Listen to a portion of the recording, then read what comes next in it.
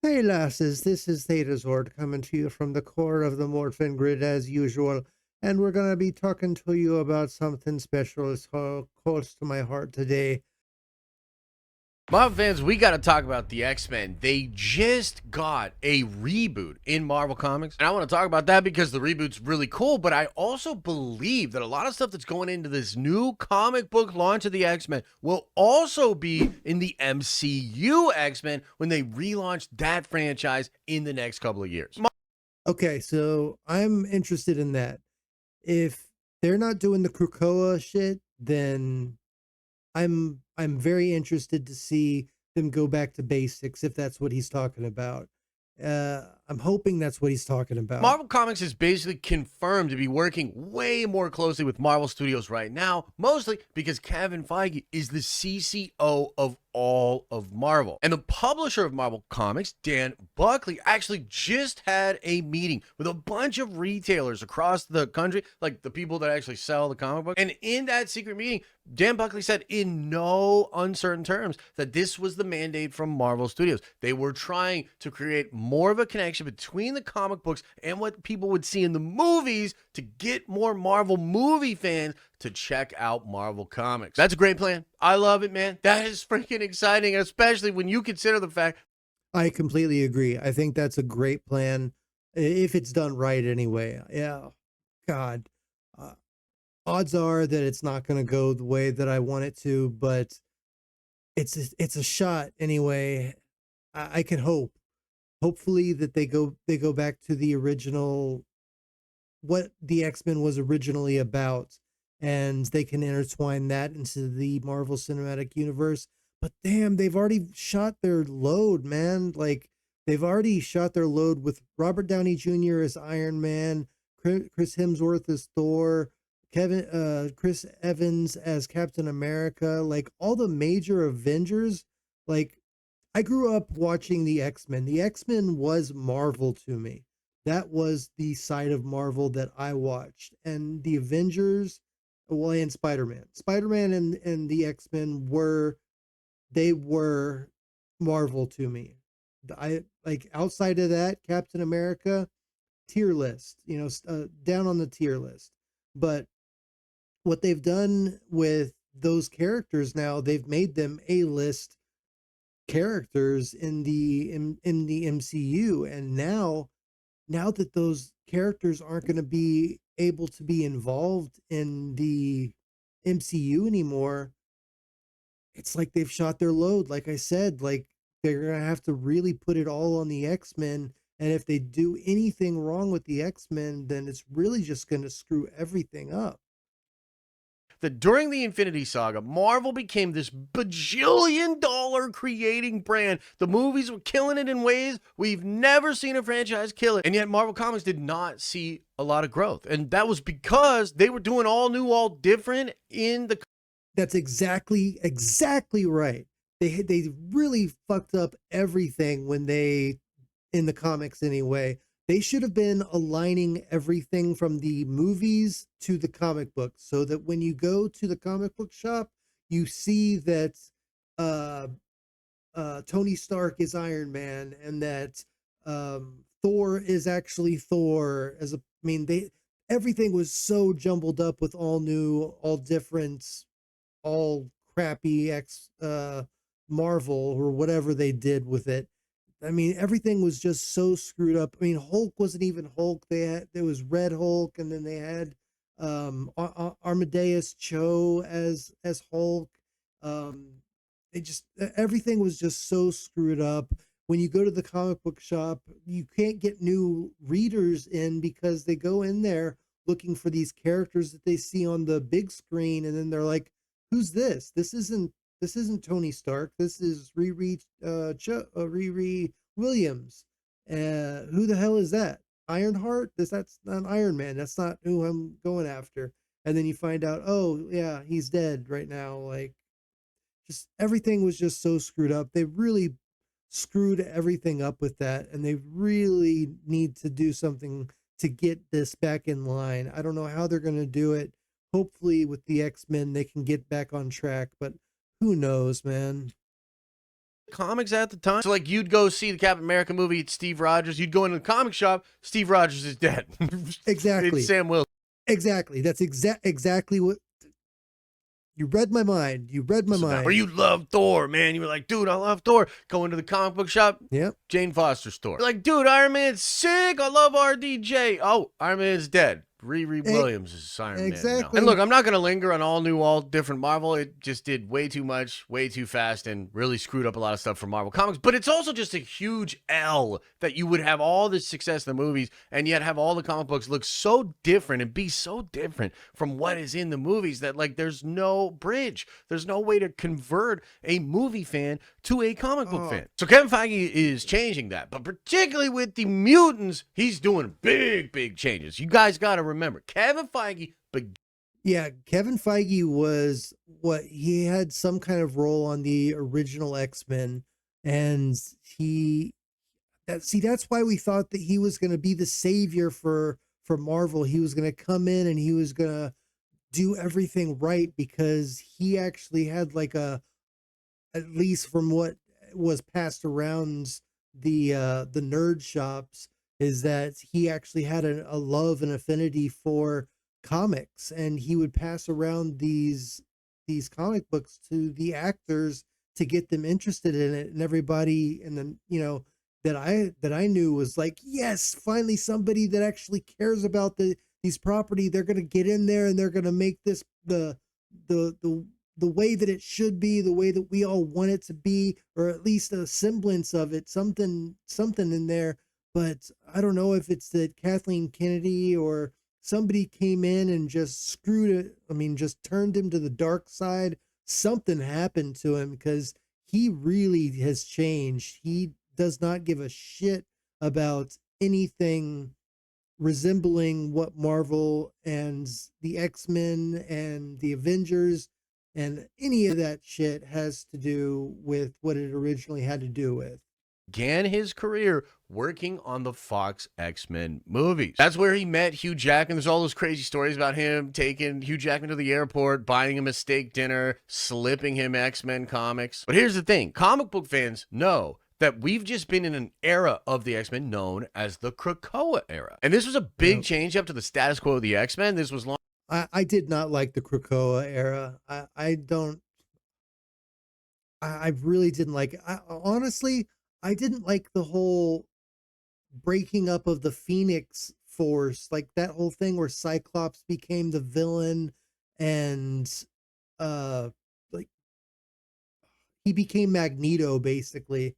I didn't like that at all. I remember back in the day when Cyclops was this tragic character, that he was like a force of of courage and overcoming such suffering and sorrow by losing Jean and having found Madeline Pryor, who ended up being like a clone made by Mr. Sinister, and all that crap going on. But the original Phoenix saga was a brilliant saga, and now they tried to bring it back, and then they broke it into 5 pieces, and Colossus had one, Magic had a piece, Cyclops, Emma Frost, and I don't remember who the last one was, but I didn't care for that. And then the way it all ended with Cyclops becoming the bad guy, and now Charles wears this Cerebro thing. I do like the Magneto's costume. I think it looks badass, honestly. But that's the only good thing that's come out of Krakoa, the Krakoa arc, as far as I'm concerned. Launched by Jonathan Hickman in 2019. They canceled all the X-Men books and just relaunched everything. And it's basically a big old story about the mutants all coming together, Magneto and Charles working together, forming a nation state on the island of Krakoa, getting a lot of wealth by selling these pharmaceuticals to humanity. And the mutants are also immortal, like they can't die. When the world found out about that, they got super pissed. See, I didn't know about that. I didn't know that the mutants became immortal. Was that because that they lived on Krakoa? I don't know if you know anything about that, leave it in the comments, but I don't remember anything about And that. comic book fans will also tell you that the Krakoa era has ended rather abruptly. Marvel, out of nowhere, decides they're going to relaunch the X-Men line. And in fact, longtime Avengers editor Tom Brevoort is moving from the Avengers office, and he is now going to be in charge of the X-Men line. So all of that at face value makes you understand that, like, the reboot at Marvel Comics, big deal for Marvel, something that happened rather abruptly. But then we got reports from Comic Pop and some other journals out there that were saying that Dan Buckley, who again reports directly to Kevin Feige, yeah, that guy actually goes to Tom Brevoort, and it was an editor-in-chief, C.B. Cebulski. So essentially, this whole new X-Men reboot happened abruptly because Kevin Feige wanted it to, and he wanted it to because of the plan to have the connection from the X-Men stuff that he's about to do in the Marvel Cinematic Universe. Okay, that makes sense. See, that's awesome. Oh yeah, if that's true, and he's actually doing this as a plan to bring X-Men back to what it originally was supposed to be about, fucking A, man, go for it. I wish him the best. I hope that it actually is done in the right headspace and not done for uh some some semblance of just trying to make a buck and trying to get Disney back in the good graces of the fans, cuz right now Disney is not in the good graces of pretty much anybody right now. They're pretty much they're pretty much donezo as far as everything. Their Disney princess line, their X-Men, their Star Wars, their Indiana Jones, everything that they have right now has imploded on them, and they just keep making it worse and worse and worse. And they just have to do something to get out of it. And I hope that they're not just using this as a scapegoat to say, "Hey, we're gonna give you a little bit of shit, but it's gonna be sugar coated this time. Here, have a little bit of sugar coated shit this time." I really hope they don't do that because they really fooled me with the whole apocalypse.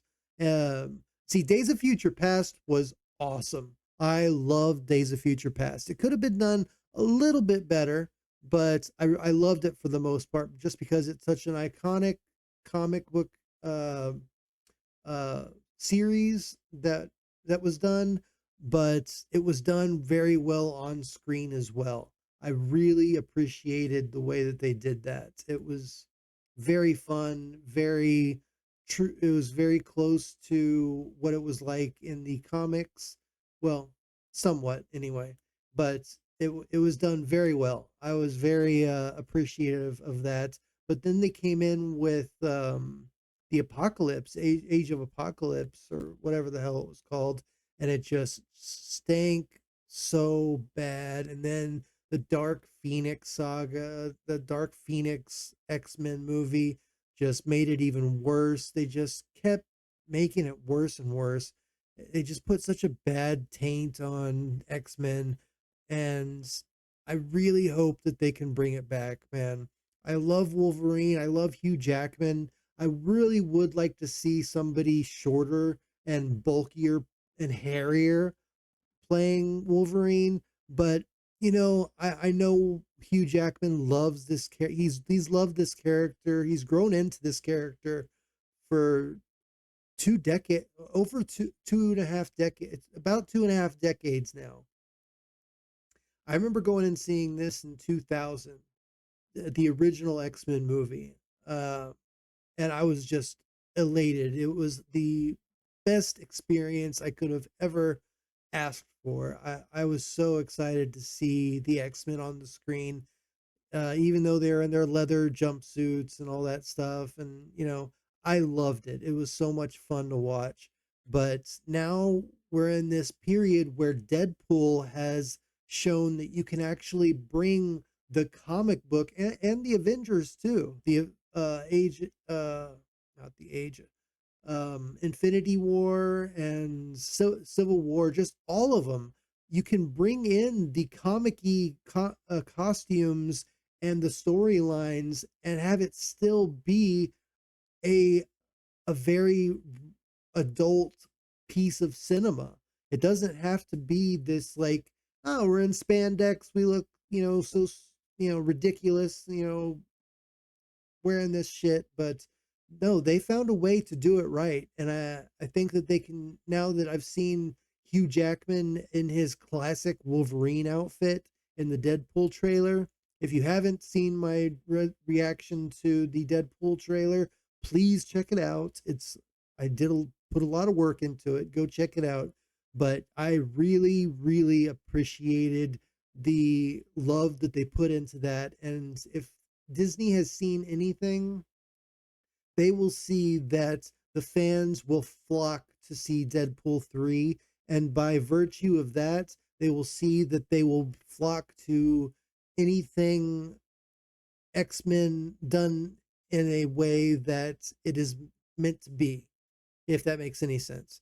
If it came or resembles the way that it was in the comic books, the fans will flock. We will throw our money at it to see it, because that's what we care about. We care about our properties being handled with care, and not this just bullshit agenda ridden propaganda piece. It's ridiculous. But anyway, sorry about the rant. To the X-Men stuff that's going to be in the comic book shop. But okay, now that we have that context, let's talk about this book. I just read this book. I loved this new version of the X-Men. And the first thing that I noticed that I definitely think is going to be put into the MCU X-Men is this return to the status quo. What am I talking about? I'm talking about the mutants fighting for and saving a world that hates and fears them. And you can see that's it. That's exactly what we need. We need an X-Men film where it gets back to those roots, where they're fighting for a world that hates them. That's exactly it. He put it, God, I can never remember Den of Nerds' name, but he is amazing. But he nailed it right on the head. He put the nail right on the head. That's exactly what the X-Men needs to be. It needs to be a film about a group that cares so much about humanity, a mankind that hates and fears them, but they still want to protect and care for them and show them that they're not to be feared. That's exactly what it needs to be. See that commentary all over this book. After the Krakoa era and finding out that all the mutants were immortal, humanity has super duper turned on the mutants once again. And that shit was weird. Like, I kind of can't blame humanity for being like a little suspect of the mutants after the whole Krakoa thing. And the whole base that the X-Men operate out of in this new X-Men reboot is a factory that was creating Sentinels in like Middle America or Alaska or something. And that's like a big part of the book. It's like there's a representative from the town that was working on this factory coming to check out the factory, try to form some relationship with the mutants, because they basically came in there, kicked out all the humans, took over the factory, destroyed some big weird ass Sentinel thing that they're just leaving out there as a reminder to all the humans. There's tension, man. There's tension between humanity and the X-Men that has been returned to status quo, and that's definitely something that Kevin wants to do in this new version of the X-Men. Now, I do want to just add to this part a little bit here, because there's long-standing rumors that they are going to adapt the Judgment Day concept in the MCU. This was basically an event in Marvel Comics where the Eternals realize that all of the mutants are actually deviants. Like, the deviants and the mutants. Oh, I remember this. I remember Comics Explains doing a piece on this. I didn't actually read it, but I remember him explaining it. Yeah. Are both just the bad side of the creations of the Celestials, and the Eternals have to destroy the mutants. And so one must wonder, are they going to do something crazy cosmic with some of the Eternals characters? See, I really hope they don't do that, because Eternals failed. It failed bad. And I really hope they don't use this as a scapegoat to try and pull Eternals out of the slump. Try to pull Eternals out of its slump on its own, and not try to pull, because what's going to end up happening is X-Men is going to get pulled down with Eternals, as opposed to X-Men pulling Eternals up. Let Eternals stand on its own and then bring them together. Don't try to use another property. See, that's what I hate. they think that they can use another property to bring up another, to bring up a failed property. That's not how it works. You have to have something established. You have to have a foundation to settle on first before you can have it grow. And there is no foundation for Eternals right now. You have to build that foundation first, then you can connect it to X-Men or the rest of the Marvel cinematic universe in general. But that, I don't like that. I don't like that at all. And the mutants to make that the reason why most of humanity now fears the X-Men and the mutants in the MCU franchise, because there's obviously not a Krakoa era, right? There's no Krakoa in any of the Fox stuff. There's no Krakoa in the MCU. And the current rumors of the post Secret Wars soft reboot is that they're going to smash like all the X-Men and the Spider-Man and the Avengers timelines, smash them all together. So basically the X-Men have always been around. So you will need a point or a story reason for. Yeah, so that's what I've been thinking this entire time too. Ever since Spider-Man No Way Home, where they had the multiverse, and ever since the whole multiverse thing came into be, I knew that that's how that they were going to introduce the X-Men, because they can't just have it be where, oh, all of a sudden these mutants are popping up all out of nowhere. They have to have a reason for them to all of a sudden be there. And since they're older, I mean, Charles Xavier, um, Magneto, he's from World War II, so he's, I mean, he's like 100 at this point, basically. And they have to have a reason for him to be that old, but have never been noticed by anybody in the world. I mean, a villain like Magneto, he would have definitely been on the radar of Shield or of the Avengers, and they have to have a reason for that. So what they're going to have to do, they're going to have it to where another multiverse, another reality basically is going to collide with the MCU. It's like the Sony verse basically, but it's going to be like the Earth 616 and the Earth, 1999 or 2000, whatever. And those, they're going to collide, and the mutants from that era and the Spider-Man, which actually might be another reason, a good reason to bring in like a Ben Riley or something like that. Bring like Andrew Garfield in and have him be Ben Riley as opposed to Peter Parker, have him go to San Francisco and be Scarlet Spider over there and stuff like that. But there's a lot of possibilities, and I really think that they could do something special with it. They just have to do it right. For humanity to like really start hating the mutants once again, and maybe they're going to tie that to the Eternals and something cosmic. I'm not really sure, but it totally works. I mean, X-Men 97 also showed that status quo just works for the mutants and the X-Men, and fans love it. So I could totally see why Kevin wanted to return to that status quo in the comics, and definitely. Yeah, X-Men 97 is proof in the pudding that if you go to what the fans want, we will watch. We will throw our money at it, and we will love it, and we will praise it. There is no ifs, ands, or buts about it. If it's good, if you give us something good, we will like it, and we will let you know that we like it, and that's the end of that. So I'm gonna end it right here, but I have another little rant at the end of this that we're gonna get into. It's gonna be on par with this, but I hope you stick around. And thank you for checking this part out. Let's go into the next part right about now. Hey lasses, this is Thetasord coming to you from the core of the Morphin Grid as usual. And we're going to be talking to you about something special. It's close to my heart today.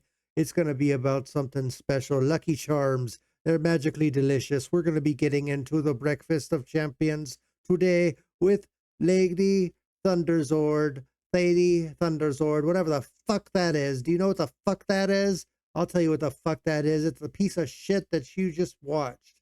It's the Acolyte. It's Star Trek Discovery. It's the Lord of the Rings, the Power, and all that bullshit that they're shoveling out to us today. It's all this bullshit that they're trying to shovel in our face and say, here, take a look at it. It's shit, but you're going to eat it, right? It's good for you. It's good for you.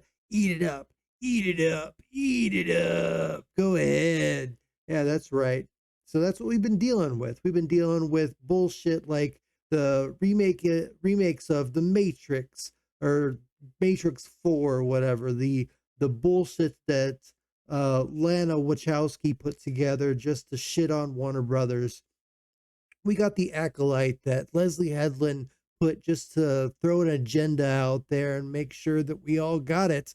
We know now that we never knew what the Force was, and we never knew what Star Wars was before she got a hold of it, because she's a woman and she knows exactly what it is. And I don't have a problem with women doing anything. They have extreme talent. I mean, Sigourney Weaver in Aliens, uh, Linda Hamilton in Terminator. We have some of the greatest action heroes being women, and behind the camera too. And the thing of the matter is that everything now is being pushed for an agenda. It's not for the love of the property. It's not for the story that they're putting together. It's for an agenda, and it's for them to prove to us as the fans of these properties that we're wrong, that we don't know what we like. We don't know what's actually got these properties to be as popular as they were to begin with. Now they're trying to say, no, we know better than you. That's right. We always know better than you. What happened to the customer is always right. We're the customer in this situation, and we are always right. We know what we like because we know what the whole property was about to begin with. You stepped in, you just crawled right in and said, oh, I think I could do this with this, and I have no idea what the fuck I'm doing, but I'm going to try this anyway. And if you don't like it, shut the fuck up, because I'm right and you're wrong. The customer is not always right. I am always right. The customer is always wrong unless they agree with me. And I am so sick of this bullshit. It's a nonstop slobber knocker of bullshit that they just keep feeding us in a big old mud fucking pie right to our face. And I'm sick of it. I'm so sick of it. I really hope that Marvel and Disney gets their shit in order. And I hope when the X-Men comes to the Marvel MCU that they actually do something special with it. I hear now from the Den of Nerds that they're actually doing something special with the comic books, and they're actually going to bring it back to the core of what the mutants in the X-Men were. They were a group of people that wanted the best for all of humankind, even the mutants, even the humans and the mutants together living in peace. But the humans are afraid and fearful of them because of their powers, and they have to live in this kind of dichotomy between fear and loving the ones that are fearful of you. It's kind of a classic tale of the freak being the outcast. And I think as nerds, we all kind of know what that's like, being the freak and feeling like we're the outcast, but we want the best for everyone. So we just go along with it, getting picked on as kids and, just dealing with it. And now we're here and we have something to say. So we're going to say it. We want the best for our properties. We want the best for these amazing amazing pieces of art, these amazing properties. And I just want to let Disney, Warner Brothers, everybody that has any slice in the game of these properties that we have such amazing love for, please do us a service and listen to us for a change, and stop thinking that you know everything about everything, because you don't. Listen to the crowd. Listen to the crowd because you're losing money on this. And what's going to end up happening is you're going to end up losing everything, and we're going to end up losing everything because those properties are going to go poof. They're going to go gone. They're going to go bye-bye. And we're all going to be screwed because the things that we loved are going to be gone, and you're going to be gone bye-bye because you're not going to have a job anymore because your company is going to be going boom, exploded. It's going to be gone because you screwed up so fucking bad. I'm Laser Fist. I'm not Laser Fist. I'm fucking Beta Zord. So fucking deal with it. And here's a rant for you. Shove it up your ass and get to it. Bye. It's morphin' time. Beta Zord.